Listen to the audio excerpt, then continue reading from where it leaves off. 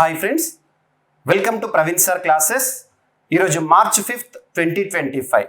ఇక ఈ రోజు నుండి ప్రతిరోజు సాయంత్రం 7 గంటలకి డైలీ కరెంట్ అఫైర్స్ని మన యూట్యూబ్ ఛానల్ ద్వారా అందిస్తూనే ఉంటాను. ఇక కన్సిస్టెన్సీ గురించి మీకు కొత్తగా చెప్పనవసరం లేదు. ఈరోజు ప్రారంభించాము, ఇక కొనసాగుతూనే ఉంటుంది. పోటీ పరీక్షలకు ప్రిపేర్ అవుతున్న ప్రతి ఒక్క అభ్యర్థికి ఉపయుక్తంగా ఉండే కరెంట్ అఫైర్స్ని ఎక్స్క్లూజివ్గా పోటీ పరీక్షల కోణంలో మీతో చర్చిస్తూనే ఉంటాను. ఇక సాయంత్రం 7 గంటలకి ప్రతిరోజు మన యూట్యూబ్ ఛానల్ని ఓపెన్ చేయండి. కరెంట్ అఫైర్స్ని వీడియోల రూపంలో కానివ్వండి, డిపెండింగ్ ఆన్ టైం లైవ్ సెషన్స్ని కూడా కండక్ట్ చేస్తూనే ఉంటాను. ఇక మీ నుండి నేను ఎక్స్పెక్ట్ చేసేది ఒకటే, వీడియోని చూస్తున్న ప్రతి ఒక్క అభ్యర్థి వీడియోను లైక్ చేయండి. మరియు మొదటిసారి మన యూట్యూబ్ ఛానల్ని చూస్తున్న ప్రతి ఒక్క అభ్యర్థి ఇప్పుడే మన ఛానల్కి సబ్స్క్రైబ్ చేసుకోండి. వీడియో కనుక నచ్చితే మీ ఫ్రెండ్స్ అందరికీ వీడియో లింక్ని షేర్ చేయండి. ఇక సబ్జెక్ట్ విషయానికి వస్తే నాకు వదిలేయండి, మీకు ప్రతి ఒక్క టాపిక్ కూడా ఎగ్జామినేషన్ పాయింట్ ఆఫ్ వ్యూలో డిస్కస్ చేస్తూనే ఉంటాను. ఇక అబ్జర్వ్ చేస్తే ఫస్ట్ టాపిక్ ఈరోజు మార్చ్ 5th 2025 వార్తలు నిలిచిన మొదటి అంశం వంతారా వన్యప్రాణి సంరక్షణ పునరావాస కేంద్రం. ఈ వంతారా గురించి ఈరోజు కొత్తగా వినట్లేదు, చూడట్లేదు. లాస్ట్ 1 year నుండి మనం చూస్తున్నాం. ఎగ్జాక్ట్గా చెప్పాలంటే 2024 ఫిబ్రవరి మంత్లో మొదటిసారి మనం వంతారా అనే ఒక టాపిక్ని వార్తల్లో చూడడం జరిగింది. ఈ వంతారా ఎక్కడుంది అంటే గుజరాత్ రాష్ట్రంలోని జామ్నగర్ డిస్టిక్లో ఏర్పాటు చేయబడిన వన్యప్రాణులకి సంబంధించిన పునరావాస కేంద్రం. గుర్తుపెట్టుకోండి, సింపుల్గా చెప్పాలంటే ఇది ఒక సూపర్లేటివ్, అతిపెద్దది. వంతారా వన్యప్రాణి సంరక్షణ మరియు పునరావాస కేంద్రం అనేది ప్రపంచంలోనే అతిపెద్ద వన్యప్రాణుల సంరక్షణ పునరావాస కేంద్రంగా గుర్తింపు పొందుతోంది. దీనిని నిన్నటి రోజున మార్చ్ 4th రోజున భారత ప్రధాని నరేంద్ర మోదీ గారు ప్రారంభించడం జరిగింది. మరి ఈ వంతారా కేంద్రాన్ని ఎవరు ఏర్పాటు చేశారు? చాలా ఇష్టంగా ఏర్పాటు చేశారు. ఎవరు ఏర్పాటు చేశారంటే రిలయన్స్ ఇండస్ట్రీస్ అధినేత ముఖేష్ అంబానీ కుమారుడైన అనంత్ అంబానీ వన్యప్రాణుల పట్ల తనకున్న ప్రేమని ఈ వంతారా కేంద్రం ద్వారా తెలియజేశారని చెప్పవచ్చు. సో గుజరాత్లోని జామ్నగర్లో ఉంది, గుర్తుపెట్టుకోండి. ఇక ఈ టాపిక్ గురించి మనం డిస్కస్ చేసే ముందు కొన్ని స్టాటిక్ పాయింట్స్ని యాడ్ చేస్తాను, మీకు ఎగ్జామినేషన్లో ఇంపార్టెంట్. దేశంలోనే అత్యున్నత చట్టమైన రాజ్యాంగం. సో దేశంలోనే అత్యున్నత చట్టం మన రాజ్యాంగం. రాజ్యాంగంలోని పార్ట్ 4A ప్రాథమిక విధుల గురించి తెలియజేస్తుంది. ప్రాథమిక విధుల్లో వన్యప్రాణులకి సంబంధించి లేదా అడవులకి సంబంధించి, నదులకి సంబంధించి లేదా సరస్సులకి సంబంధించి ఏదైనా ప్రకరణ ఉందో ఒక్కసారి ఆలోచించండి. So article 51A class G గుర్తుంచుకోండి. ఏదైనా టాపిక్ వచ్చిందంటే దాని లింకింగ్ అనేది ఇంపార్టెంట్, సబ్జెక్ట్ టు లింక్ చేసుకోవాలి. So article 51A class G దేని గురించి చెప్తుంది? భారతదేశంలోని ప్రతి పౌరుడు నిర్వర్తించాల్సిన విధుల్లో భాగంగా అడవులను, నదులను, సరస్సులను సంరక్షించాలి, పర్యావరణాన్ని సంరక్షించాలి, వన్యప్రాణి పట్ల కారుణ్యాన్ని చూపించాలి, మనం వన్యప్రాణులను సంరక్షించాలి అని చెప్పేసి దేశంలోనే అత్యున్నత చట్టమైన రాజ్యాంగంలోని ఆర్టికల్ 51A క్లాస్ G తెలియజేస్తుంది. ఇక ఒక చట్టాలు కూడా లింక్ చేసుకోవాలి. చట్టం ఏంటంటే prevention of cruelty to animals act. Prevention of cruelty to animals act. ఏదైనా చట్టం గురించి నేర్చుకుంటున్నామంటే దానికి సంబంధించి కన్సర్న్డ్ ఇయర్ని మనం నేర్చుకోవాలి. 1960లో తీసుకొచ్చిన ఒక చట్టము prevention of cruelty to animals act. అంటే సింపుల్గా ఏంటంటే వన్యప్రాణుల పట్ల లేదా జంతువుల పట్ల క్రూయల్టీని నిషేధించడం జరుగుతుంది ఈ చట్టం ఆధారంగా. ఈ చట్టం ఆధారంగానే పెటాకి సంబంధించి కానివ్వండి, భారతదేశంలో జంతు ప్రేమికులు ఎవరైతే ఉంటారో ఏదైనా వన్యప్రాణులకి సంబంధించి హింసను చూసినట్లయితే న్యాయ వ్యవస్థ దృష్టికి తీసుకెళ్తారు ఈ చట్టం ఆధారంగానే. గుర్తుపెట్టుకోండి, ఓకేనా? ఈ చట్టం ఆధారంగానే Animal welfare board of India ఒక సంస్థ భారతదేశంలో అమల్లోకి వచ్చింది, ఏర్పాటైంది. ఏ సంవత్సరంలో ఏర్పాటైందంటే 1962 ఇయర్. ఏ చట్టం ఆధారంగా ఏర్పడిందంటే prevention of cruelty to animals act. ఏదైనా ఒక సంస్థ ఒక చట్టం ఆధారంగా ఏర్పాటైంది, అమల్లోకి వచ్చిందంటే ఆ సంస్థని ఏమని పిలుస్తాము? చట్టబద్ధ సంస్థ అంటాం. Statutory body. గుర్తుంచుకోండి, ఇది ఒక చట్టబద్ధ సంస్థ. ఇది భారతదేశంలో ఎనిమల్ వెల్ఫేర్కి సంబంధించిన ఒక కీలకంగా విధులు నిర్వర్తిస్తున్న సంస్థ. సో ఇలా రాజ్యాంగ ప్రకరణలు కానివ్వండి, సంస్థల గురించి కానివ్వండి, చట్టాల గురించి కానివ్వండి, మనం లింక్ చేస్తూ నేర్చుకోవాలి. సో ఇది స్టాటిక్ పార్ట్. ఇది మీకు ఇస్తున్న ఎక్స్ట్రా ఇన్ఫర్మేషన్. మీకు ఇలాగే ప్రతి టాపిక్ని చెప్తాను నేను. ఇక ఈరోజు టాపిక్, దీని యొక్క ప్రత్యేకత ఎక్కడుందన్నాను? వంతారా గుజరాత్ రాష్ట్రంలో ఉంది. గుజరాత్లోని జామ్నగర్ డిస్టిక్లో ఉంది. సో ఇక్కడ వేటిని సంరక్షిస్తున్నారు? నిన్నటి నుండి మీరు వీడియో క్లిప్స్ చూస్తూ ఉంటారు. ఇన్స్టాగ్రామ్లో కానివ్వండి, ఫేస్బుక్లో కానివ్వండి, యూట్యూబ్లో కానివ్వండి, సోషల్ మీడియాలో వైరల్ అవుతుంది. భారత ప్రధాని నరేంద్ర మోదీ గారు సింహం పిల్లలకు కానివ్వండి, పులి పిల్లలకు కానివ్వండి, వాటిని ఫీడింగ్ చేస్తున్నట్టుగా ఇటువంటివి మనం చూస్తూనే ఉన్నాము. సో అవన్నీ కూడా వంతారాలోనే. సింపుల్గా చెప్పాలంటే వంతారాలో ప్రపంచంలోనే అతిపెద్ద ఏనుగు ఆసుపత్రి కూడా ఉంది. సింపుల్గా ఏవైనా వన్యప్రాణులు గాయాలతో ఇబ్బంది పడుతున్నా, లేదా పోచర్స్ బారిన పడి అంటే వేటగాళ్ళ నుండి ఏమైనా గాయాలకు గురైనా, లేదా వన్యప్రాణులకు సంబంధించి వైల్డ్ ఎనిమల్స్ సంబంధించి ఏమైనా వ్యాధులు ఉన్నా వాటన్నిటిని నయం చేయడానికి ఇది ఒక ట్రీట్మెంట్ కేంద్రంగా, రిస్క్ సెంటర్గా కూడా ఉపయోగం ఉంది. గుర్తుపెట్టుకోండి. సో వంతార వన్యప్రాణి సంరక్షణ కేంద్రం ఎక్కడ ఉంది అని అడుగుతారు? గుజరాత్. ఇక ఈ కేంద్రం ఏర్పాటులో కొన్ని కీలక సంస్థలు సహకారాన్ని అందిస్తున్నాయి. అవేంటో ఇప్పుడు వివరాల్లో చూద్దాము. సో గుజరాత్లోని జామ్నగర్ డిస్టిక్లో వంతారా వన్యప్రాణి సంరక్షణ పునరావాస కేంద్రం అనేది ఏర్పాటైంది. యాక్చువల్లీ ఇప్పటికే ఏర్పాటైంది, కానీ నిన్నటి రోజున March 4th రోజున అఫీషియల్గా దీన్ని లాంచ్ చేయడం జరిగింది. ఈ వంతారా కేంద్రం అనేది 3000 ఎకరాలకు పైగా విస్తీర్ణంలో ఏర్పాటైంది. 3000 ఎకరాలకు పైగా విస్తీర్ణం అంటే మీరు ఊహించుకోండి ఎంత పెద్ద విస్తీర్ణంలోనూ. అందుకే ప్రపంచంలో అతిపెద్ద వన్యప్రాణులకి సంబంధించిన సంరక్షణ పునరావాస కేంద్రంగా ఇక గుర్తించబడబోతుంది ప్రపంచవ్యాప్తంగా. ఇందులో 2000 జాతులకు పైగా 1.5 లక్షలకు పైగా అంతరించిపోతున్న జంతువులకు కేంద్రంగా నిలవబోతుంది వంతారా. గుజరాత్లో జామ్నగర్. మరి ఎవరు ఏర్పాటు చేశారు? రిలయన్స్ ఇండస్ట్రీస్ వారే కదా, అనంత్ అంబానీ. సో రిలయన్స్ అధిపతి ఎవరైతున్నారో Mukesh Ambani. So Reliance industries లేదా రిలయన్స్ ఇండస్ట్రీస్ రిఫైనరీ కాంప్లెక్స్ ఆధ్వర్యంలో జూ అథారిటీ ఆఫ్ ఇండియా వారి సహకారంతో ఈ వంతారా కేంద్రాన్ని ఏర్పాటు చేయడం జరిగింది.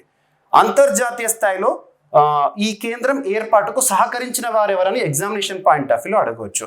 ఎవరు అంటే వెనజులన్ నేషనల్ ఫౌండేషన్ ఆఫ్ జూ, ఒక సంస్థ. వెనజులా దేశానికి సంబంధించిన అంతర్జాతీయ సంస్థలు కూడా ఈ వంతారా ఏర్పాటుకు సహకారం అందించాయి. అందులో ఒక సంస్థ ఏంటి? Venezuelan national foundation of zoo. Next వచ్చేసి స్మిత్ సోనియన్ మరియు world association of zoos and aquariums వారు సహకారం అందించారు. అంతర్జాతీయ స్థాయిలో దీనికి సహకారం అందించిన సంస్థల పేర్లు గుర్తుంచుకోండి. ఇక మన జాతీయ స్థాయిలో ఎవరు సహకారం అందించారంటే, జాతీయ స్థాయిలో అస్సాం స్టేట్ జూ వారు మరియు సర్దార్ పటేల్ జూలాజికల్ పార్క్, ఇది ఏక్తా నగర్ గుజరాత్లో ఉంది. నెక్స్ట్ నాగాలాండ్ జూలాజికల్ పార్క్ మరియు ఇతర జూ పార్కుల సహకారంతో ఈ వంతారా కేంద్రం అనేది ఏర్పాటైంది. గుర్తుంచుకోండి. దీనిని భారత ప్రధాని గారు అఫీషియల్గా ఈ రిస్క్ సెంటర్ని, ఈ రీహాబిలిటేషన్ సెంటర్ని March 4th రోజున ఏర్పాటు చేయడం జరిగింది గుజరాత్ రాష్ట్ర పర్యటనలో భాగంగా. మనందరికీ తెలుసు ప్రతి సంవత్సరం కూడా March 3ని ఎలా జరుపుకుంటాం, ఎలా చూస్తాం? మనకు డేస్ అండ్ థీమ్స్ అనేది important. World wild life day, ప్రపంచ వన్యప్రాణుల దినోత్సవంగా జరుపుకుంటాం. ఆ రోజున భారత ప్రధాని నరేంద్ర మోదీ గారు గుజరాత్ రాష్ట్రంలో ఉన్న గిర్ నేషనల్ పార్క్లో పర్యటించారు. సో గిర్ అనగానే మనకి ఏం గుర్తొస్తుంది? సింహాలు గుర్తొస్తాయి. భారతదేశంలో సింహాలు మనం చూడాలనుకుంటే గిర్ పార్క్కి వెళ్ళాల్సిందే. సో అక్కడ భారత ప్రధాని గారు 16వ లయన్ సెన్సస్ని కూడా ప్రారంభించారు. Lion census 16th edition of lion census was initiated by prime minister Modi in Gujarat Gir national park. గుర్తుపెట్టుకోండి, ఓకేనా? సో అక్కడ ప్రారంభించారు 16వ. ఈ లయన్ సెన్సస్ అనేది ఎన్నేళ్ళకు ఒకసారి నిర్వహిస్తారంటే 5 సంవత్సరాలకు ఒకసారి. చివరిసారి 2020కి సంబంధించి మనం చూస్తున్నాం అందుబాటులో ఉన్న గణాంకాలు. సో ఇప్పుడు 5 ఏళ్ళు అయింది కదా. సో 5 ఏళ్ళ తర్వాత మనం 16వ లయన్ సెన్సస్ని ఇటీవల నరేంద్ర మోదీ గారు ప్రారంభించారు. ఎక్కడ ప్రారంభించారంటే గిర్ నేషనల్ పార్క్లో. గుర్తుపెట్టుకోండి. సో ఇదంతా కూడా ఒక టాపిక్కి సంబంధించి లింక్ చేస్తూ చెప్పాను, సరిపోతుంది. ఓకేనా? ఎగ్జామినేషన్కి ఒక్క బిట్ కూడా మీకు మిస్ అవ్వదు. ఇక వన్యప్రాణులకు సంబంధించి చూస్తున్నాం కదా, కంటిన్యూషన్లో ఈరోజు ఇంకొక టాపిక్ కూడా వార్తల్లో ఉంది. యాక్చువల్గా నిన్నటి రోజున అన్ని వార్తాపత్రికలు చూసాము, ఇంపార్టెంట్ కాబట్టి ఇక్కడ లింక్ చేస్తున్నాను. రీసెంట్గా మన భారతదేశంలో డాల్ఫిన్ సెన్సస్ అనేది వార్తల్లోకి వచ్చింది. డాల్ఫిన్ సెన్సస్, డాల్ఫిన్ యొక్క ప్రత్యేకత ఏంటి? గ్యాంజెటిక్ డాల్ఫిన్ యొక్క ప్రత్యేకత, మన భారత ప్రభుత్వం, మన ఇండియన్ గవర్నమెంట్ గ్యాంజెటిక్ డాల్ఫిన్ని నేషనల్ అక్వాటిక్ ఎనిమల్గా గుర్తించింది. National aquatic animal, aquatic animal, national aquatic animal. ఏంటి? ఏదైనా ఒక జీవి గురించి మనం నేర్చుకుంటున్నప్పుడు దానికి సంబంధించిన సైంటిఫిక్ నేమ్ చూసి తీరాల్సిందే, నేర్చుకొని తీరాల్సిందే. సో డాల్ఫిన్ యొక్క లేదా Gangetic dolphin, important, Gangetic dolphin అని గుర్తుంచుకోండి. గ్యాంజెటిక్ డాల్ఫిన్ యొక్క సైంటిఫిక్ నేమ్ ఏంటంటే ప్లాటనిస్టా గ్యాంజెటికా, ప్లాటనిస్టా గ్యాంజెటికా. ఎందుకంటే నేషనల్ సిగ్నిఫికెన్స్ లేదా నేషనల్ ఇంపార్టెన్స్ ఉండేవి ఏవైతే ఉంటాయో వాటి యొక్క సైంటిఫిక్ నేమ్స్ మనం నేర్చుకొని తీరాల్సిందే. ప్లాటనిస్టా గ్యాంజెటికా, రివర్ వాటర్ డాల్ఫిన్, గంగా నదిలో ఉండే డాల్ఫిన్. దీన్ని మన భారత ప్రభుత్వము అఫీషియల్గా గుర్తించింది, నేషనల్ అక్వాటిక్ ఎనిమల్గా గుర్తించింది. ప్రతి సంవత్సరం కూడా October 5th డాల్ఫిన్ డేగా మనం జరుపుకుంటాం, October 5th. ఇక్కడ అబ్జర్వ్ చేస్తే భారతదేశంలో ప్రస్తుతం ఎన్ని డాల్ఫిన్లు ఉన్నాయట అంటే, వాటర్ బాడీలో ఎన్ని డాల్ఫిన్లు ఉన్నాయంటే 6,324 ఉన్నాయంట. 6,324 dolphins are there in India. ఇక్కడ అబ్జర్వ్ చేస్తే అత్యధికంగా డాల్ఫిన్స్ గంగా నదిలోనే కదా మనకు కనిపించేది. సో గంగా నది అనగా మనకి టక్కున గుర్తొచ్చే రాష్ట్రం ఏంటి? ఉత్తరప్రదేశ్. సో ఉత్తరప్రదేశ్లో అత్యధికంగా డాల్ఫిన్స్ ఉన్నాయంట. ఎన్ని? 2,397. ఈ సెన్సస్ ఏవైతే ఉంటాయో వన్యప్రాణులకు సంబంధించి కానివ్వండి, ఈ సెన్సస్ ఏదైనా మనం చూస్తే ఖచ్చితంగా ఎగ్జామినేషన్ పాయింట్ ఆఫ్ వ్యూ అడుగుతారు. సో ఓవరాల్గా ఎన్ని ఉన్నాయి చూడాలి, ఎట్ ద సేమ్ టైం ఏ రాష్ట్రంలో ఎన్ని ఉన్నాయి, అత్యధికంగా ఏ రాష్ట్రంలో ఉన్నాయి, టాప్ 3 చూడండి చాలు. సో బీహార్ గంగా నది ఒడ్డున ఉన్న రాష్ట్రమే. సో 2,220 డాల్ఫిన్స్ ఉన్నాయి. పశ్చిమ బెంగాల్, వెస్ట్ బెంగాల్లో 815 డాల్ఫిన్స్. ఇక అస్సాము, జార్ఖండ్, రాజస్థాన్, మధ్యప్రదేశ్, పంజాబ్. సో డాల్ఫిన్స్ సంబంధించి ఈ గణాంకాలు గుర్తుపెట్టుకోండి. ఓకేనా? మరి ఈ సెన్సస్ని ఎవరు నిర్వహించారు, డాల్ఫిన్ సెన్సస్ని ఎవరు నిర్వహించారు అది చూడాలి మనకి. సో వాటర్ బాడీ గంగా నది ఏదైతే ఉంటుందో అందులో డాల్ఫిన్స్ ఎలా ఉన్నాయి అని చెప్పేసి, ఈ వాటర్ బాడీలో డాల్ఫిన్స్ ఎలా ఉన్నాయి, ఎన్ని ఉన్నాయని చెప్పేసి సర్వే చేశారు. మరి సెన్సస్ చేసిన వారు ఎవరంటే ministry of environment, forest, climate change, కేంద్ర పర్యావరణ, అటవీ, వాతావరణ మార్పు వ్యవహారాల మంత్రిత్వ శాఖ అంటాం. ప్రస్తుతం కన్సర్న్ మినిస్టర్గా ఎవరు విధులు నిర్వర్తిస్తున్నారంటే భూపేంద్ర యాదవ్ గారు విధులు నిర్వర్తిస్తున్నారు. Ministry of environment, forest, climate change గుర్తుంచుకోండి. వీరు ఎవరి సహకారంతో అంటే ఈ మంత్రిత్వ శాఖ పరిధిలో ఉందని గుర్తుంచుకోండి. Wild life institute of India ఏదైనా ఒక సంస్థ లేదా ఇన్స్టిట్యూట్ వార్తల్లోకి వచ్చిందంటే దానికి సంబంధించిన హెడ్ క్వార్టర్ ఎక్కడ ఉందో చూడాలి. ఇది ఎక్కడ ఉంది? డెహ్రాడూన్ ఎక్కడ? ఉత్తరాఖండ్ రాష్ట్రం. సో వీరు సర్వేని నిర్వహించారు. రీసెంట్గా ministry of environment, forest, climate change వారు March 3 రోజున ఈ డాల్ఫిన్ సెన్సస్ని రిలీజ్ చేశారు. ఓకేనా? ఇది ఇంపార్టెంట్. ఇక్కడ ఆస్పిరెంట్స్ కోసము ఈ వన్యప్రాణులకు సంబంధించి కానివ్వండి, ఇటువంటి ఇంపార్టెంట్ సెన్సస్ అనేది ఎగ్జామినేషన్లో తరచూ చూస్తున్నాం. ఇక్కడ ఓవరాల్గా కొన్ని బేసిక్ పాయింట్స్ గుర్తుపెట్టుకోండి. ప్రస్తుతం భారతదేశంలో tiger census, 5th tiger census report ఏదైతే అందుబాటులో ఉంది. ప్రస్తుతం అందుబాటులో ఉన్న పులుల గణన ఎన్నవది అంటే 5th tiger census. Tiger census అనేది ఎవ్రీ 4 yearsకి ఒకసారి జరుగుతుంది. భారతదేశంలో పులుల గణన 4 ఏళ్ళకి ఒకసారి. సో ప్రస్తుతం భారతదేశంలో అందుబాటులో ఉన్న గణాంకాల ప్రకారము ఎన్ని ఉన్నాయి టైగర్స్ అంటే, రిపోర్ట్ రిలీజ్ చేసినప్పుడు 2023లోనే రిలీజ్ చేశారు, ఏప్రిల్ మంత్లో నరేంద్ర మోదీ గారు రిలీజ్ చేశారు. అప్పుడు 3,167 ఉన్నాయని చెప్పారు. కానీ తర్వాత ఈ నెంబర్ని మళ్ళీ కొంత ఇంప్రూవ్మెంట్ చూసాము, 3,682. మరి భారతదేశంలో ప్రస్తుతం ఎన్ని లెపర్డ్స్, చీతాస్ కాదు, చీతాస్ అనేవి మన భారతదేశంలో అంతరించిపోతే ప్రాజెక్ట్ చీతాలో భాగంగా ఆఫ్రికన్ చీతాస్ని రీఇంట్రొడ్యూస్ చేసాం. అది ఇప్పుడు కాదు, మనం డిస్కస్ చేయాల్సిన తర్వాత చూద్దాము. భారతదేశంలో లెపర్డ్స్ ఎన్ని ఉన్నాయి? Status of leopards in India రీసెంట్గా 2024లో మనం వార్తలు చూసాం కదా. 2022 సెన్సస్ ప్రస్తుతం అందుబాటులో ఉంది. ఎన్ని ఉన్నాయట అంటే 13,874 చిరుతలు లెపర్డ్స్ ఉన్నాయి. మరి భారతదేశంలో స్నో లెపర్డ్స్ ఎన్ని ఉన్నాయి అంటారు? స్నో లెపర్డ్స్ మంచు చిరుతలు ఎన్ని ఉన్నాయి అంటారు? 718 ఉన్నాయి. గుర్తుపెట్టుకోండి. సో ఎగ్జామినేషన్ పాయింట్ ఆఫ్ వ్యూలో అడగొచ్చు. ఓకేనా? ఇక ఏ రాష్ట్రంలో ఎక్కువగా పులులు ఉన్నాయి, ఇవన్నీ కూడా మీకు మన యూట్యూబ్ ఛానల్లో కూడా, మన ప్రవీణ్ సార్ క్లాసెస్ యూట్యూబ్ ఛానల్లో ఈ సెన్సెస్ గురించి ప్రత్యేకంగా వీడియోస్ కూడా అందించాను. మీరు ఫోల్డర్స్లో చూడండి. ఓకేనా? ఇప్పుడు మనము డాల్ఫిన్లకు సంబంధించి స్క్రిప్ట్ చూద్దాము. దేశంలో 6324 డాల్ఫిన్లు ఉన్నట్టు తాజా గణాంకాలు చెప్తున్నాయి. కేంద్ర ప్రభుత్వం తొలిసారి నదీ ఆవాస డాల్ఫిన్లపై అంటే రివరైన్ డాల్ఫిన్స్ పై సర్వే నిర్వహించి మార్చి 3న నివేదికను విడుదల చేశారంట. ప్రాజెక్ట్ డాల్ఫిన్లో భాగంగా 8000 కిలోమీటర్ల పరిధిలో 2021-23 మధ్యకాలంలో ఈ గణాంకాలను సేకరించారు. ఈ డాల్ఫిన్లు గంగా, బ్రహ్మపుత్ర, సింధు నదులు వాటి ఉపనదుల పరివాహిక ప్రాంతాల్లోనే ఉన్నాయని తెలిసింది. ఈ నదుల మరియు ఆ పరిసర ప్రాంతాల్లో ఉన్నాయంట. గంగా నది డాల్ఫిన్లకు ఎన్నో ప్రత్యేకతలు ఉంటాయని, ఇవి గంగా, బ్రహ్మపుత్ర, మేఘన నదీ వ్యవస్థలు వాటి ఉపనదుల్లో భారత్, బంగ్లాదేశ్, నేపాల్, భూటాన్ దేశాల్లో కనిపిస్తాయని నివేదిక నిర్ధారణ చేస్తున్న అంశాలు. సర్వే నిర్వహించిన వారెవరో చూడండి. మీకు ఓరల్గా చెప్పేసి స్క్రిప్ట్ చూపిస్తే సింపుల్గా ఉంటుందని చెప్పేసి ఈ ప్రక్రియను ఎంచుకున్నాను. ఓకేనా? ఇక రీసెంట్గా వన్యప్రాణులకు సంబంధించి మనం అబ్జర్వ్ చేస్తే ఇంటర్నేషనల్ బిగ్ క్యాట్స్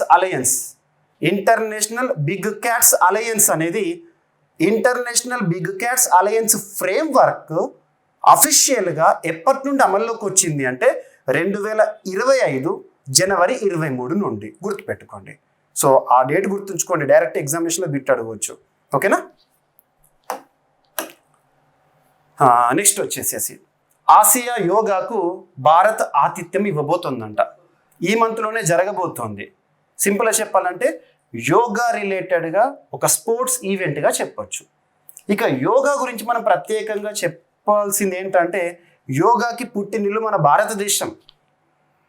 యోగాని విశ్వవ్యాప్తం చేస్తుంది మన భారతదేశం. ప్రస్తుతం భారత ప్రధాని నరేంద్ర మోదీ గారు యోగా కానివ్వండి, ఆయుష్ కానివ్వండి, వీటికి ప్రపంచవ్యాప్తంగా ఆదరణ తీసుకురావడంలో ఆద్యుడని చెప్పొచ్చు.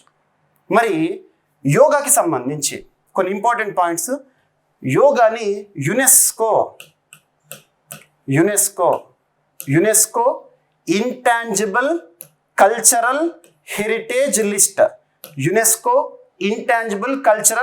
లిస్ట్. ప్రస్తుతం యునెస్కో ఇంటాంజిబుల్ కల్చరల్ హెరిటేజ్ లిస్ట్లో భారతదేశం నుండి 15 చోటు పొందినాయి. 15 అందులో చివరిగా యునెస్కో ఇంటాంజిబుల్ కల్చరల్ హెరిటేజ్లో భారతదేశం నుండి చోటు పొందింది ఏంటంటే గర్బా డ్యాన్స్ ఆఫ్ గుజరాత్. మరి అలాంటిది యునెస్కో కల్చరల్ హెరిటేజ్ లిస్ట్ ఏదైతే ఉంది, ఇంటాంజిబుల్ కల్చరల్ హెరిటేజ్ లిస్ట్లో యోగాని ఎప్పుడు గుర్తించింది యునెస్కో అంటే 2016 సంవత్సరంలో గుర్తించారు. ఇంపార్టెంట్ ఎగ్జామినేషన్లో అడుగుతారు. ఎందుకంటే ఈరోజు యోగా అనేది వార్తల్లోకి వచ్చింది కాబట్టి దీనికి సంబంధించిన స్టాటిక్ పాయింట్స్. యోగాను యునెస్కో యొక్క ప్రధాన కేంద్రం ఏంటి? ప్యారిస్, ఫ్రాన్స్ కేంద్రంగా పనిచేస్తుంది. United Nations Educational Scientific Cultural Organization UNESCO. మరి యునెస్కో వారు రిలీజ్ చేసే ఇంపార్టెంట్ లిస్టులు ఉంటాయి కదా, వరల్డ్ హెరిటేజ్ లిస్ట్ అని చెప్పేసి, ఇంటాంజిబుల్ కల్చరల్ హెరిటేజ్ లిస్ట్ అని చెప్పేసి అలా ఉంటాయి కదా. So UNESCO intangible cultural heritage లిస్ట్లో యోగాకి ఎప్పుడు స్థానం ఇచ్చింది యునెస్కో అంటే 2016లో. అంటే ప్రపంచవ్యాప్తంగా ఇంపార్టెన్స్ని సంతరించుకుంది. ఇక యోగా డే ప్రతి సంవత్సరం కూడా జూన్ 21వ తేదీని మనం యోగా డేగా జరుపుకుంటాము. మరి ప్రపంచవ్యాప్తంగా యోగా దినోత్సవాన్ని లేదా అంతర్జాతీయ యోగా దినోత్సవాన్ని మొదటిసారి ఎప్పుడు జరుపుకున్నామంటే జూన్ 21 2015.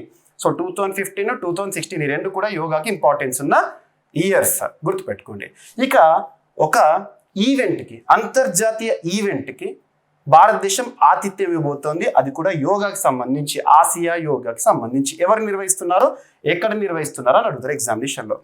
మార్చ్ 29 నుండి, సో ఈ మంత్ మార్చ్ 29 నుండి మార్చ్ 31 వరకు ఆసియా యోగా అనేది భారత ఆతిథ్యంలో జరగబోతోంది. ఢిల్లీలోని ఇందిరాగాంధీ స్టేడియంలో ఈ ఈవెంట్ అనేది అంతర్జాతీయ హంగులతో నిర్వహించబోతున్నారు.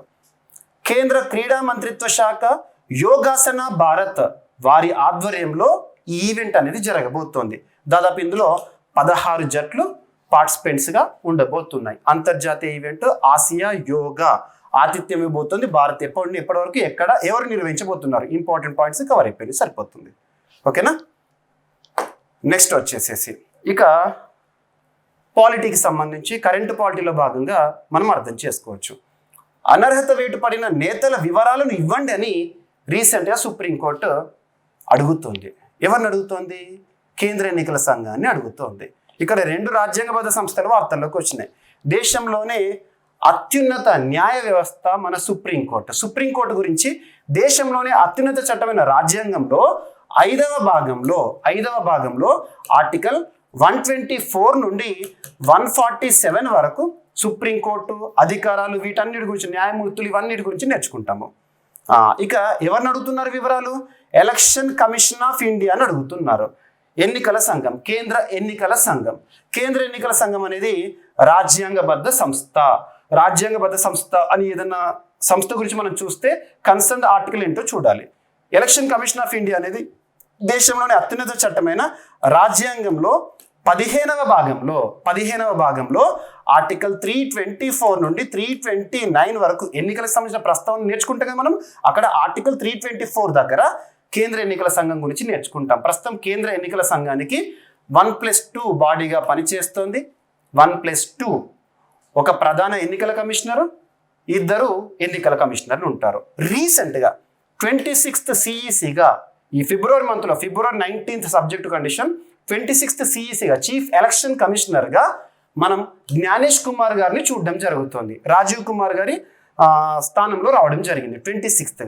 ఓకేనా. తనతో పాటు ఒక ఎన్నికల కమిషనర్ వివేక్ జోషి గారు కూడా అపాయింట్ అయ్యారు. సో ఇవన్నీ కూడా రీసెంట్గా ఎన్నికల సంఘానికి సంబంధించి మన వార్తలు చూసిన అంశాలు. ఓకేనా. ఇక సుప్రీంకోర్టు ఎన్నికల సంఘాన్ని ఏమడుగుతుందంటే అనర్హత వేటు పడిన నేతల వివరాలను చెప్పండి, తెలియజేయండి అని అడుగుతున్నారు. ఇక్కడ ఒక చట్టం representation of peoples Act RPA అంటాం. రిప్రజెంటేషన్ ఆఫ్ పీపుల్స్ యాక్ట్ 1951 ప్రజా ప్రాతినిధ్య చట్టం. ఈ చట్టం కూడా తరచూ వార్తల్లోకి వస్తుంది. లాస్ట్ 3 days బ్యాక్ ఈ చట్టం వార్తల్లోకి వచ్చింది. ఎందుకు వార్తల్లోకి వచ్చిందంటే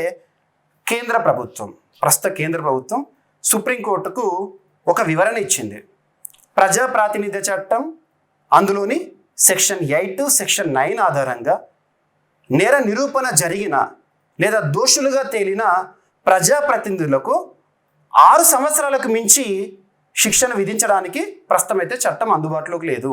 అటువంటి విషయాల్లో చట్టం చేయాలంటే పార్లమెంట్కి అధికారం ఉంటుందని చెప్పేసి వివరణ ఇచ్చారు సుప్రీంకోర్టుకి. ఎందుకంటే సుప్రీంకోర్టు ఏమడిగారంటే సుప్రీంకోర్టు దృష్టికి వచ్చిన ఒక అంశాన్ని ఆధారంగా చేసుకొని కేంద్ర ప్రభుత్వాన్ని అడిగారు, వివరణ కోరారు. దోషులుగా తేలిన ప్రజాప్రతినిధుల పైన జీవితకాల నిషేధం చేయొచ్చా అని దానికి వివరణ ఇచ్చారు. అప్పుడు సెక్షన్ 8, సెక్షన్ 9 వార్తల్లోకి వచ్చింది. ఇప్పుడు రిప్రజెంటేషన్ ఆఫ్ పీపుల్స్ యాక్ట్ 1951లోని సెక్షన్ 11 వార్తల్లోకి వచ్చింది. ఆ 11 ఆధారంగా ఏంటంటే అనర్హత వేటు పడిన నేతల వివరాలు ఏవైతే ఉంటాయో తెలియజేయండి అని చెప్పేసి చెప్తున్నారు. ఇక్కడ చూడండి వివరాలు. క్రిమినల్ కేసులో దోషిగా తేలిన రాజకీయ నాయకులు ఎంతమందిని ఎన్నికల్లో పోటీ చేయకుండా అనర్హులుగా ప్రకటించింది లేదా అనర్హత కాలాన్ని తగ్గించింది వంటి వివరాలు అందజేయాలని సుప్రీంకోర్టు ఎన్నికల కమిషన్ కోరింది. ప్రజా ప్రాతినిధ్య చట్టం రిప్రజెంటేషన్ ఆఫ్ పీపుల్స్ యాక్ట్ 1951లోని సెక్షన్ 11 కింద ఎన్ని కేసుల్లో తన అధికారాన్ని ఉపయోగించిందో 2 వారాల్లో తెలియజేయండి అని సుప్రీంకోర్టు ఎన్నికల సంఘం నుండి కోరింది.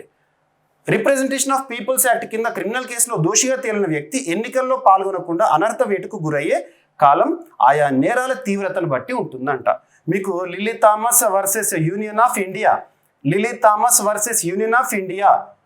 2013 ఆ చట్టం ఆధారంగా ఏంటంటే నేర నిరూపణ జరిగిన ప్రజాప్రతినిధి ఎవరైతే ఉంటారో 2 సంవత్సరాలు అంతకంటే ఎక్కువ కాలం శిక్షను గనక ఎదుర్కొన్నట్టయితే వెంటనే తన సభ్యత్వం అనేది ఖాళీ చేయాల్సింది. ఇటువంటివి చూడాలి, మనం లింక్ చేసుకోవాలి. ఇటువంటి టాపిక్స్ ఏంటంటే నేరుగా వివరణ చదివితే కాదు, ఆ కాన్సెప్ట్ని లింక్ చేసుకుంటూ నేర్చుకుంటే ఎక్కువగా గుర్తుంటుంది. ఓకేనా.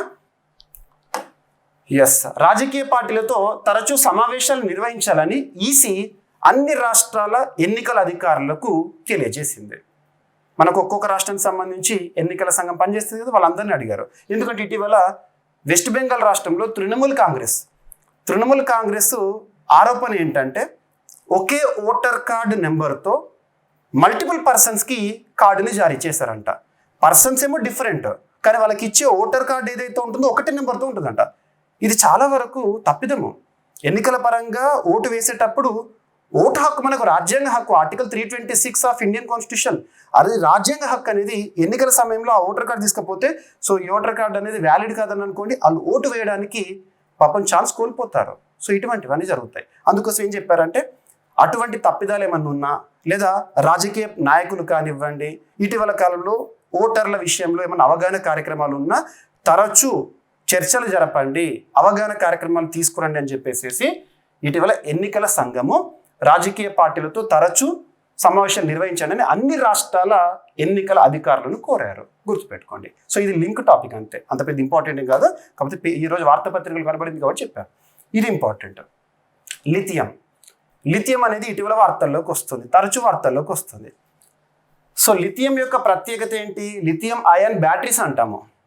ఎలక్ట్రిక్ వెహికల్స్, ప్రస్తుతం ప్రపంచాన్ని నడిపిస్తున్న ఎలక్ట్రిక్ వెహికల్స్, కృత్రిమ మేధ ఇలాంటివి ఎలక్ట్రిక్ వెహికల్స్లో కానివ్వండి, సౌర ఫలకాల్లో కానివ్వండి, లిథియం అనేది చాలా ఇంపార్టెంట్గా యూజ్ అవుతుంది. ఇటీవల లిథియం అన్వేషణ కోసం భారత్ అర్జెంటీనాతో ఒప్పందాన్ని కూడా కుదుర్చుకుంది. లాస్ట్ 3 days బ్యాక్ మనం చూసాము, డిస్కస్ కూడా చేశాము. సో ఇక్కడ లిథియం స్వయం సమృద్ధి దిశగా భారతదేశం నిలవబోతోందని చెప్పేసి మినిస్ట్రీ ఆఫ్ మైనింగ్ కేంద్ర మంత్రిగా, గనుల శాఖ మంత్రిగా ఎవరు విధులు నిర్వర్తిస్తున్నారు? జి కిషన్ రెడ్డి గారు, తెలంగాణ రాష్ట్రం సంబంధించిన వ్యక్తి, బీజేపీ సీనియర్ నాయకులు, ప్రస్తుతం కేంద్ర మంత్రిగా ఉన్నారు. కన్సర్న్ మినిస్టర్ గుర్తుంచుకోండి. జి కిషన్ రెడ్డి గారు మినిస్ట్రీ ఆఫ్ మైనింగ్ లేదా గనుల శాఖ వ్యవహారాలకి మంత్రిగా విధులు నిర్వర్తిస్తున్నారు. సో తను ఏం చెప్పాడంటే ఇటీవల geological survey of India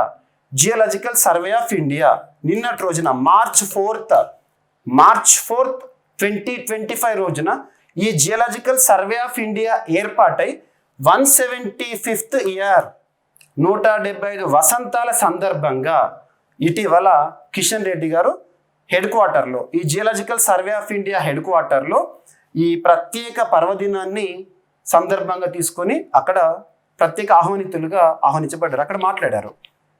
so 175 సంవత్సరాల జియోలాజికల్ సర్వే ఆఫ్ ఇండియా మన భారతదేశంలో ఉండడం గొప్ప అని చెప్పేసి దీని గురించి గొప్పలు చెప్పేసి లిథియం విషయంలో మాట్లాడారు.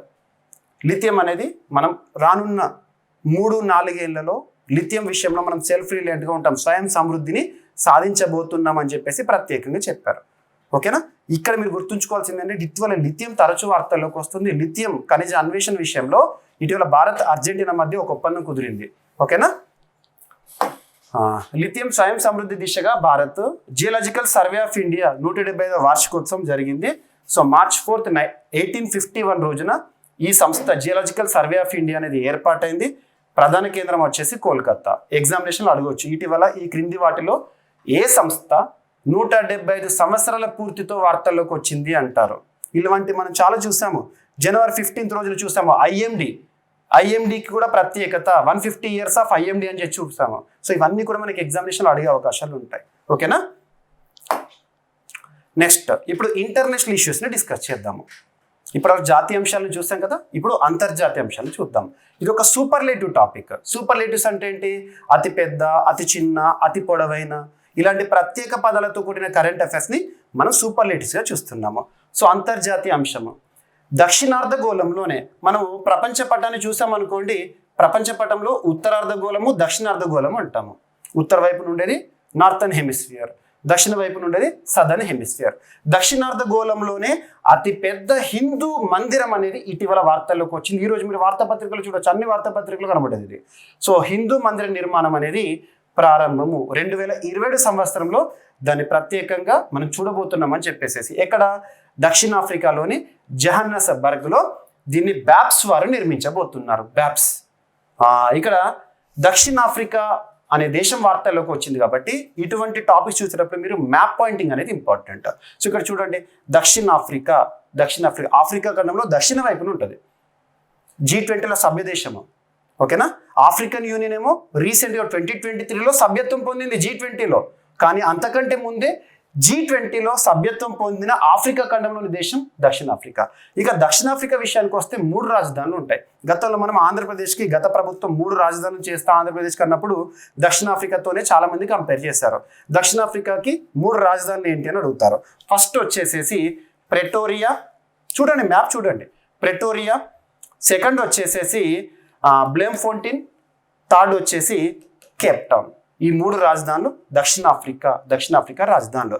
ఇక దక్షిణాఫ్రికా సరిహద్దును పంచుకుంటున్న దేశాల్లో నమీబియా, బోట్స్వానా, జింబాబ్వే, మొజాంబిక్ ఇవి ఉన్నాయి, గుర్తుంచుకోండి. ఇక బోట్స్వానా గురించి తరచూ మనం వార్తాపత్రికలు ఏం చూస్తామంటే ఏనుగుల మరణం ఇలాంటివి చూస్తూ ఉంటాం. బోట్స్వానాలో ఏనుగుల మరణం ఇటువంటివి. ఓకేనా, రైట్. ఇండియన్ ఓషన్ ఒకవైపు ఉంటుంది, దక్షిణాఫ్రికాకి మరొక వైపు అట్లాంటిక్ ఓషన్ ఉంటుంది. సో ఏదైనా టాపిక్లో 4-5 సార్లు చూస్తే దాని రాజధాని ఏంటి, క్యాపిటల్ ఏంటి చూస్తే మీకు ఈజీగా జీకే కూడా కవర్ అయిపోతుంది. సో దక్షిణాఫ్రికా యొక్క కరెన్సీ వచ్చేసి సౌత్ ఆఫ్రికన్ ర్యాండ్. ఇక దక్షిణాఫ్రికా ఫ్లాగ్. మీరు క్రికెట్ ప్రేమికులు అయితే సౌత్ ఆఫ్రికా మ్యాచ్ వచ్చినప్పుడు ఈ ఫ్లాగ్ని మనం చూస్తూ ఉంటాం సింపుల్గా. కొన్ని సందర్భాలు ఫ్లాగ్ని చూస్తే అది కంట్రీ ఏంటో కూడా గుర్తుపట్టే రికగ్నిషన్ నాలెడ్జ్ అనేది మనకు ఉండాలి. ఎస్, దక్షిణాఫ్రికాలో అతిపెద్ద హిందూ మందిర నిర్మాణము ఎవరు నిర్మిస్తున్నారంట? బోచా సన్యాసి అక్షర్ పురుషోత్తం స్వామి నారాయణ సంస్థ, బ్యాప్స్ సంస్థ నిర్మిస్తోంది. 2027లో ప్రారంభం కాబోతోంది. దీని యొక్క ప్రత్యేకత దక్షిణార్ధగోళంలోనే అతిపెద్ద హిందూ దేవాలయం. గతంలో ఈ బ్యాప్స్ సంస్థ అబుదాబి యుఏఈలో హిందూ దేవాలయాన్ని లాస్ట్ ఇయర్ నిర్మించడం జరిగింది. భారత ప్రధాని నరేంద్ర మోదీ గారి చేతుల మీదుగా దాన్ని ప్రారంభించారు యుఏఈ పర్యటనలో భాగంగా. ఇవన్నీ లింక్ అవ్వాలి. బ్యాప్స్ ఎక్కడ మనకు లాస్ట్ టైం కనిపించింది ఇలా. ఓకేనా, నెక్స్ట్ భారత్ బెల్జియం ఇంటర్నేషనల్ రిలేషన్స్లో ఇంపార్టెంట్ టాపిక్. మరి ఎందుకు ఈ బెల్జియం గురించి ఇక్కడ డిస్కస్ చేస్తున్నానంటే బెల్జియం నుండి ఒకరు భారతదేశ పర్యటనకి రావడం జరిగింది. నిన్నటి రోజున వారు భారత ప్రధాని నరేంద్ర మోదీ గారితో భేటీ అయ్యారు. 2 దేశాల సత్సంబంధాల కోసం కొన్ని ఒప్పందాల విషయంలో మాట్లాడారు. ఆ సందర్భంలో బెల్జియం గురించి చెప్తున్నాను. బెల్జియం వార్తల్లోకి వచ్చింది కాబట్టి బెల్జియం మ్యాప్ చూడండి. సో బెల్జియం యూరప్ ఖండంలోని ఒక కీలకమైన దేశం. బెల్జియం గురించి మీరు ఎప్పుడెప్పుడు వింటారంటే నాటో ఇటీవల తరచు వార్తల్లోకి వస్తుంది. అమెరికా అధ్యక్షుడు డొనాల్డ్ ట్రంప్ యుక్రెయిన్ దేశాధినేత జెలెన్స్కీకి వార్నింగ్ ఇచ్చాడు, మీకు నాటోలో సభ్యత్వం ఇచ్చేదే లేదు పోండి అని చెప్పేసి. ఎలాన్ మస్క్ ఏమో అమెరికానే నాటో నుండి బయటకు వస్తుందని చెప్పారు. లాస్ట్ 2 డేస్లో జరిగిన కాన్సిక్వెన్సెస్ ఇవన్నీ ఇక్కడ లింక్ చేస్తున్నాను. నార్త్ అట్లాంటిక్ ట్రీటీ ఆర్గనైజేషన్ అనే ఒక సంస్థ ఉంది కదా, ప్రస్తుతం ప్రపంచంలో అతిపెద్ద సైనిక కూటమి, the one and only military alliance NATO.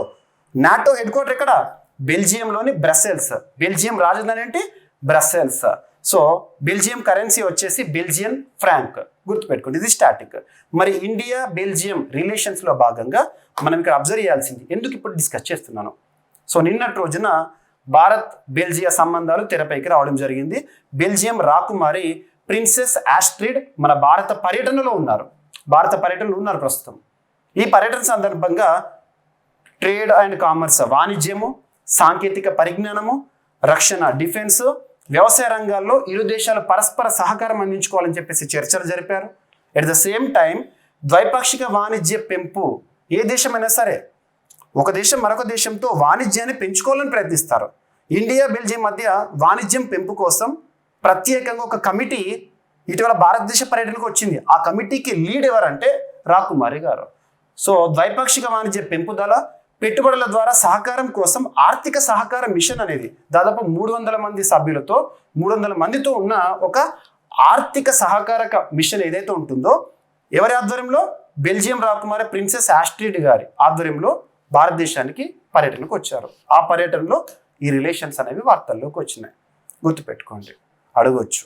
ఓకేనా, నెక్స్ట్ యూరోపియన్ యూనియన్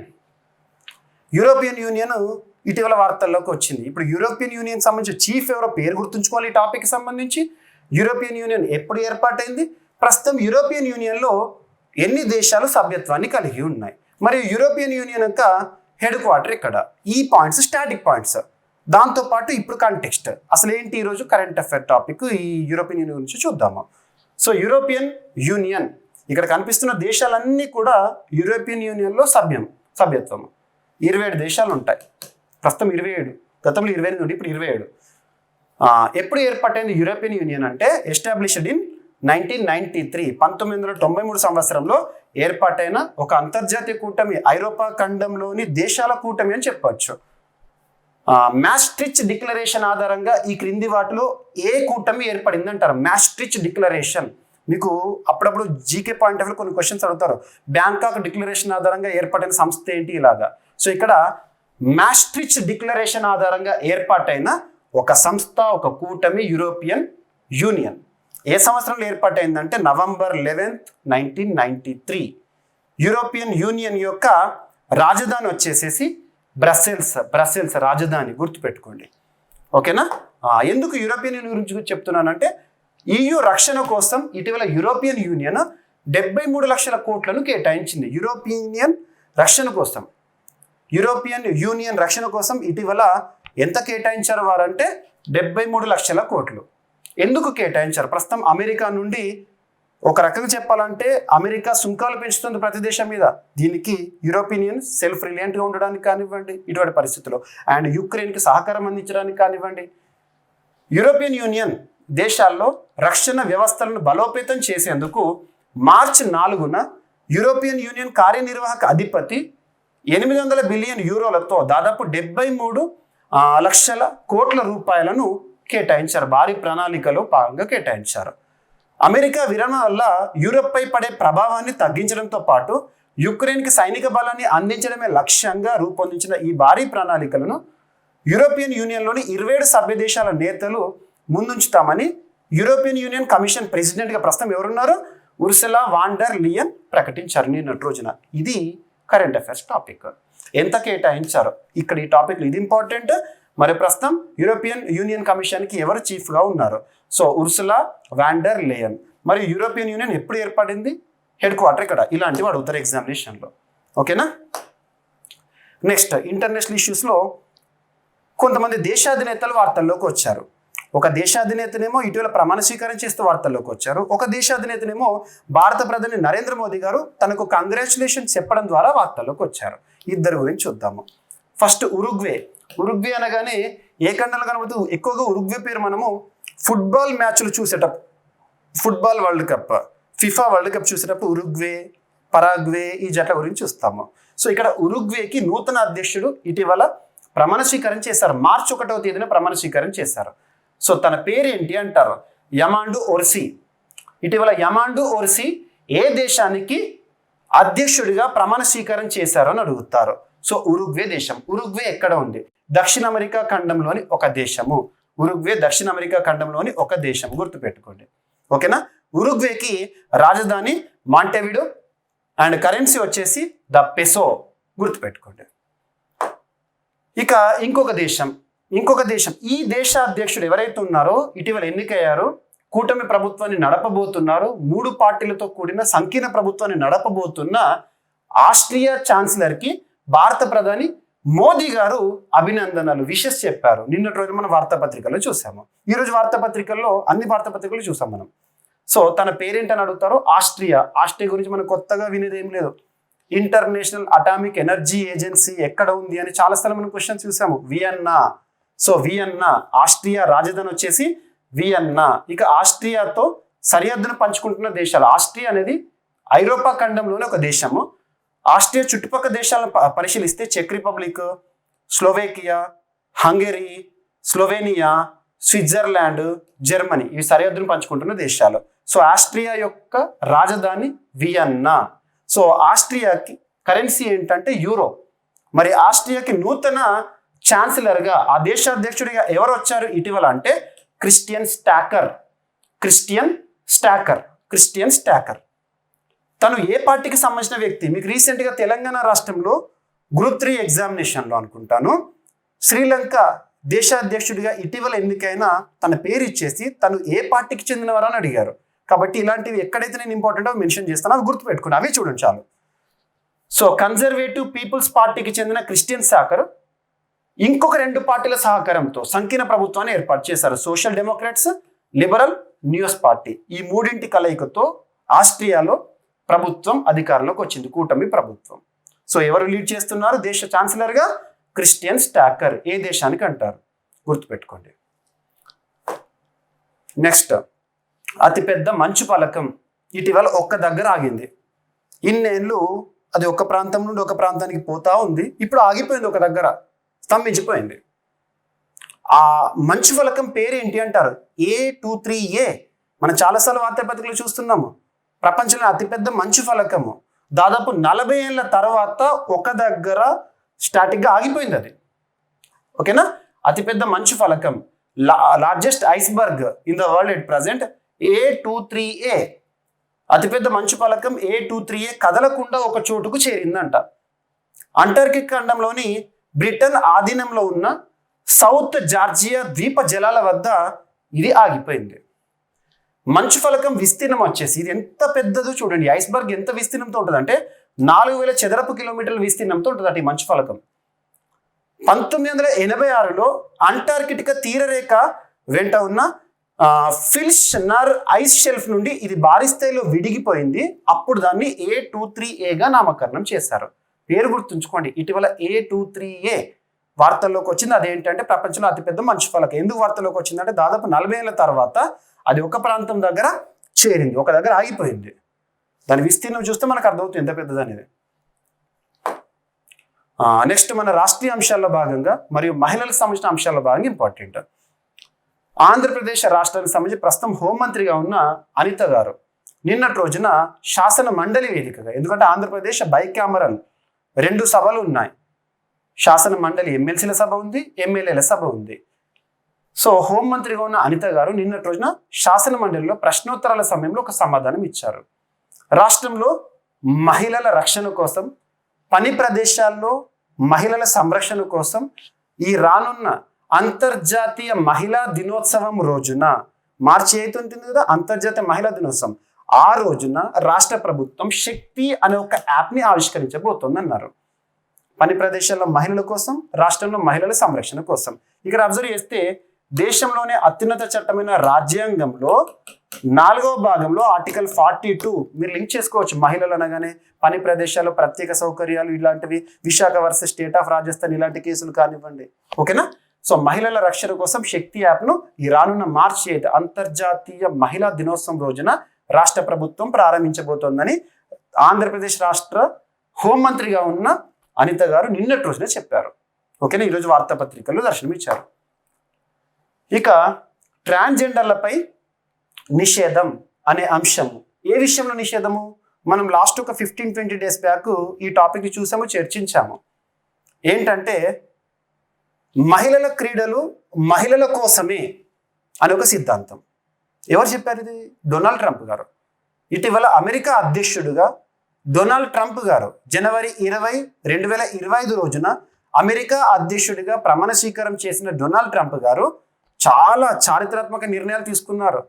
ప్యారిస్ ఒప్పందం నుండి బయటికి అన్నారు, WHO నుండి ఎగ్జిట్ అని చెప్పేసి ఇలాంటివి మనం చూస్తున్నాము. సో ఇక్కడ ట్రాన్స్జెండర్స్ పైన ఒక నిషేధం విధించారు. మనం అప్పుడప్పుడు చూస్తాం, బాక్సర్లలో చూస్తాము, మహిళలు పార్టిసిపేట్ చేసే ఈవెంట్స్ ఏవైతే ఉంటాయో అందులో మహిళలే ఉండాలి అని చెప్పే అంశం ఇక్కడ. అందులో ట్రాన్స్జెండర్స్ ఎట్టి పరిస్థితుల్లో పార్టిసిపేట్ చేయడానికి వీల్లేదని ఒక నిషేధాజ్ఞలు జారీ చేశాడు డొనాల్డ్ ట్రంప్. దానికి బ్రేక్ పడింది నిన్నటి రోజున అమెరికాలో సెనేట్. అమెరికాలో బైకామరలిజం ఉంటుంది, 2 సభలు ఉంటాయి. రిప్రజెంటేటివ్ ఆఫ్ పీపుల్స్ ఉంటారు, నెక్స్ట్ సెనేట్ ఉంటుంది. సెనేట్లో ఈ బిల్లు పైన అడ్డంకి అనేది ఏర్పడింది. సో ఇక్కడ చూడండి, ట్రాన్స్జెండర్లపై నిషేధం బిల్లు తిరస్కరించబడింది. ఏ దేశంలో? ఇటీవల అమెరికాలో. దీనికి సంబంధించి అంటే రీసెంట్గా డొనాల్డ్ ట్రంప్ గారు మహిళల ఈవెంట్, స్పోర్ట్స్ ఈవెంట్స్లో ట్రాన్స్జెండర్స్ పార్టిసిపేట్ చేయడం అనేది నిషేధం అని చెప్పారు కదా, ఆ నిషేధం అనేదాన్ని తిరస్కరించారు. గుర్తుపెట్టుకోండి, Trump science order banning transgender athletes from women sports. ఇక గాలిలోని వైరస్ ఏదైతే ఉంటుందో, సూక్ష్మాతి సూక్ష్మంగా ఉండే ప్యాథోజన్స్ ఏవైతే ఉంటాయో వాటిని గుర్తించే ఒక బయోసెన్సర్ని ఇటీవల పరిశోధకులు లేదా శాస్త్రవేత్తలు తయారు చేశారు. ఈ పరిశోధన వెనుక ఉన్నది మన భారత సంతతి వ్యక్తి, మన శాస్త్రవేత్త. మనం బర్డ్ ఫ్లూ అని చెప్పేసి తరచూ వార్తాపత్రికలు చూస్తున్నాం. ఇటీవల మన రాష్ట్రాల్లో చికెన్ తినడం కూడా మానేశారు. Bird flu H5N1 virus.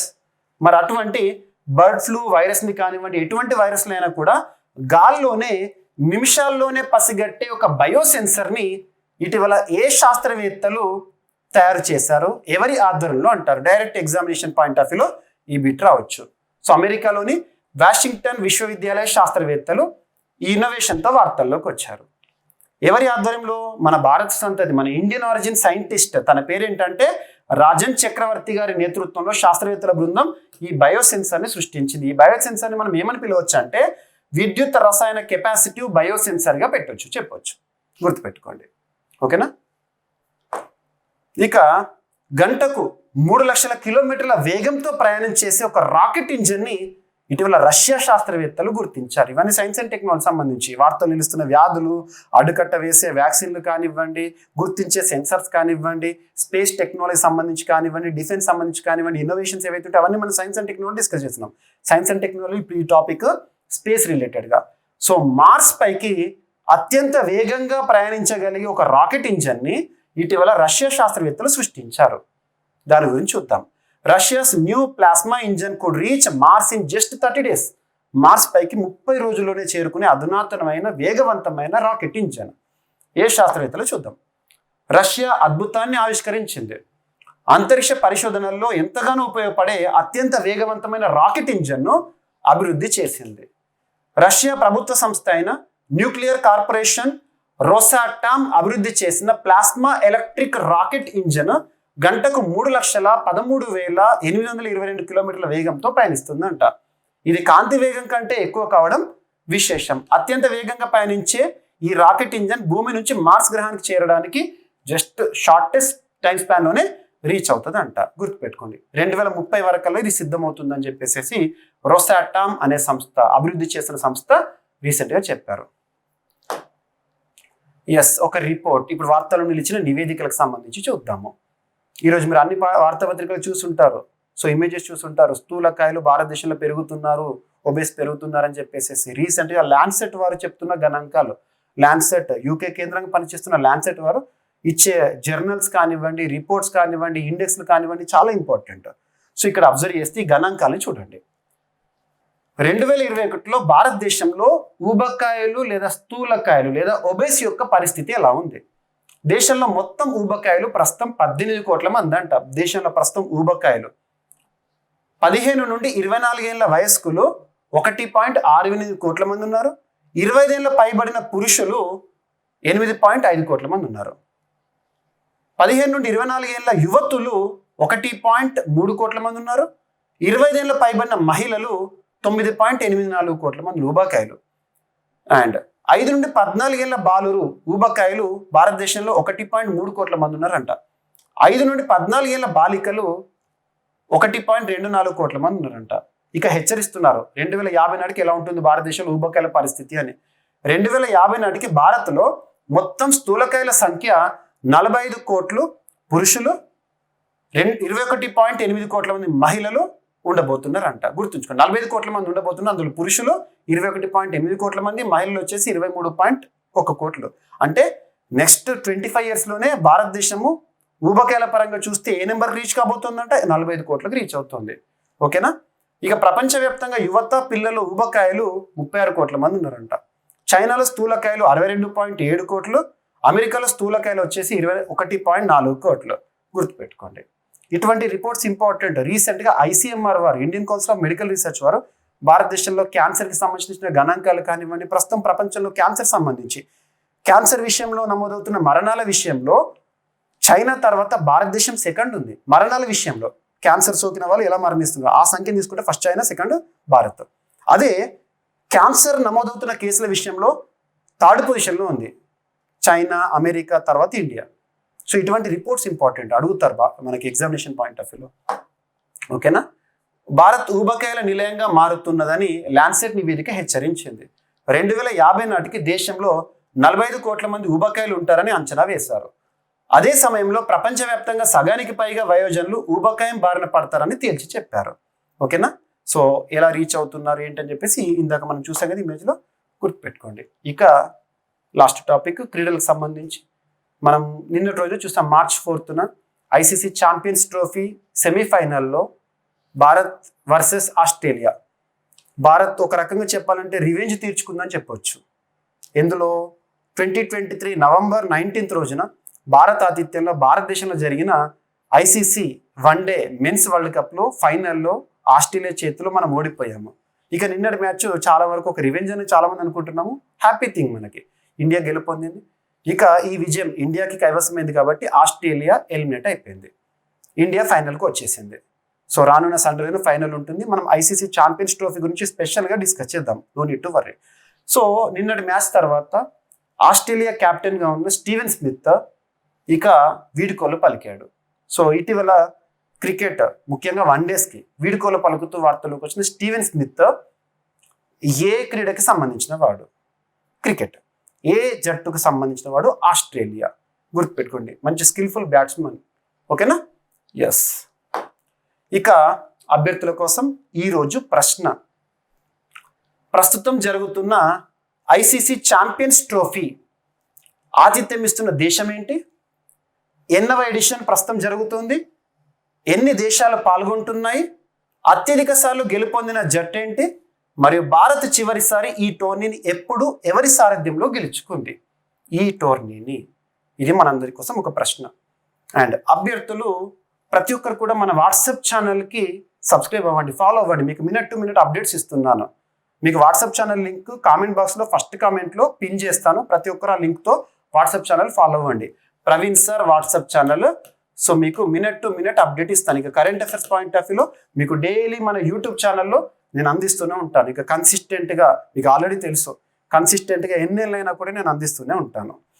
ఇక్కడ అబ్జర్వ్ చేస్తే ఈరోజు టాపిక్స్ని చూస్తే ఫస్ట్ వంతార వన్యప్రాణి సంరక్షణ కేంద్రం ప్రత్యేకతలు చూసాము. నెక్స్ట్ డాల్ఫిన్ సెన్సెస్ గురించి చూసాము. నెక్స్ట్ ఆసియా యోగాకు భారత్ ఆతిథ్యం ఈ నెలలో జరగబోతోంది.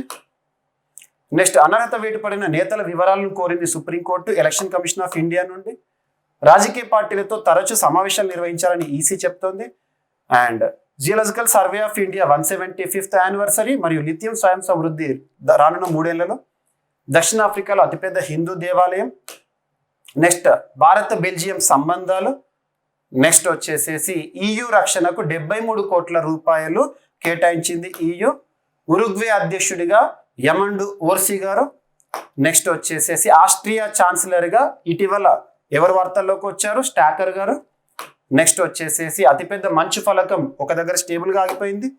నెక్స్ట్ మహిళల రక్షణ కోసం శక్తి యాప్ ఆంధ్రప్రదేశ్లో రాబోతోంది. ఆయన ట్రాన్స్జెండర్లపై నిషేధం బిల్లు తిరస్కరణ అమెరికాకు సంబంధించి.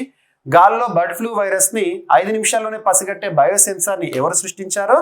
వాషింగ్టన్ యూనివర్సిటీ శాస్త్రవేత్తలు. గంటకు 3 లక్షల కిలోమీటర్లు ప్రయాణించే అధునాతనమైన రాకెట్ ఇంజిన్ సృష్టిస్తూ రష్యా. నెక్స్ట్ స్థూలకాయల పరంగా గణాంకాలు ల్యాన్సెట్ రిపోర్ట్. నెక్స్ట్ క్రికెట్కి వీడుకోలు పలుకుతూ వార్తలు నిలిచిన స్టీవ్ స్మిత్. అండ్ ఈరోజు ప్రశ్న. సో ప్రతి ఒక్కరు మన ఛానల్ని సబ్స్క్రైబ్ చేసుకోండి, వీడియోని ప్రతి ఒక్కరు లైక్ చేయండి. మీ నుండి నేను ఎక్స్పెక్ట్ చేసే ఎంకరేజ్మెంట్, సపోర్ట్. ఇక ప్రతిరోజు కూడా మనం ఇదే విధంగా కరెంట్ అఫైర్స్ని కొనసాగిద్దాము. అండ్ అభ్యర్థులు కామెంట్ బాక్స్లో మీ యొక్క ఫీడ్బ్యాక్ని, అమలైన ఫీడ్బ్యాక్ని కూడా రాయండి. మీ ఫ్రెండ్స్ అందరికీ వీడియో లింక్ని షేర్ చేయండి. ఓకేనా? మళ్ళీ రేపటి క్లాస్లో డిస్కస్ చేద్దాము. రేపటి కంటెంట్తో మళ్ళీ వస్తాను. Thank you.